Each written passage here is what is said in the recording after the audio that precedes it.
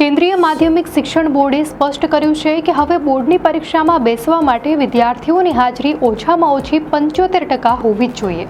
તાજેતરમાં કેટલીક શાળાઓમાં ઓછી હાજરી અંગે ફરિયાદો આવી હતી, જેના પછી સીબીએસઈએ ચેતવણી આપી છે કે શાળાએ ન આવનારા વિદ્યાર્થીઓ માટે ન તો આંતરિક મૂલ્યાંકન થશે અને ન તો તેમનું પરિણામ જાહેર કરવામાં આવશે। શાળાઓ પર હવે જવાબદારી છે કે તેઓ વિદ્યાર્થીઓની હાજરી 75% કરતાં નીચે ન જાય તેની ખાતરી કરે। આ સાથે જ સીબીએસઈની મંજૂરી વિના કોઈ નવો વિષય શાળાઓ ભણાવી નહીં શકે। આંતરિક મૂલ્યાંકન સમયસર અને યોગ્ય રીતે કરાવવું શાળાઓનું કર્તવ્ય રહેશે।